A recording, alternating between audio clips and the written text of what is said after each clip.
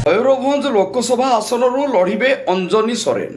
ଆଜି ଅଞ୍ଜନି ସୋରେନଙ୍କୁ ପ୍ରାର୍ଥୀ ଘୋଷଣା କଲା ଜେଏମ୍ଏମ୍। ଝାଡ଼ଖଣ୍ଡଙ୍କ ମୁଖ୍ୟମନ୍ତ୍ରୀଙ୍କ ଘରେ ହୋଇଥିବା ବୈଠକରେ ଏଭଳି ନିଷ୍ପତ୍ତି ନିଆହୋଇଛି। ଝାଡ଼ଖଣ୍ଡର ପୂର୍ବତନ ମୁଖ୍ୟମନ୍ତ୍ରୀ ଶିବୁ ସୋରେନଙ୍କ ଝିଅ ଅଟନ୍ତି ଅଞ୍ଜନି ସୋରେନ। ଷ୍ଟାରରୁ ରାଜନେତା ହୋଇଥିବା ମୁକ୍ତାର ଅନସାରୀଙ୍କର ଦେହାନ୍ତ। ହୃଦଘାତରେ ତାଙ୍କର ମୃତ୍ୟୁ ହୋଇଥିବା ସୂଚନା ମିଳିଛି। ଜେଲରେ ସ୍ୱାସ୍ଥ୍ୟ ଅବସ୍ଥା ଖରାପ ହେବାରୁ ତାଙ୍କୁ ବାନ୍ଦା ମେଡିକାଲ କଲେଜକୁ ଅଣାଯାଇଥିଲା। ସେଠାରେ ଚିକିତ୍ସାଧୀନ ଅବସ୍ଥାରେ ମୃତ୍ୟୁ ହୋଇଛି। ଛାଡ଼ିଲେ ପୂର୍ବତନ ବିଧାୟକ ପ୍ରକାଶ ବେହେରା। ବିଜେପିରୁ ଇସ୍ତଫା ଦେଲେ ପ୍ରକାଶ ଚନ୍ଦ୍ର ବେହେରା।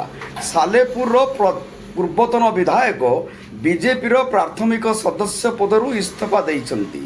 ସେ ତାଙ୍କ ଇସ୍ତଫା ପତ୍ର ବିଜେପି ରାଜ୍ୟ ସଭାପତି ମନମୋହନ ସାମଲ ନିକଟକୁ ପଠାଇଛନ୍ତି।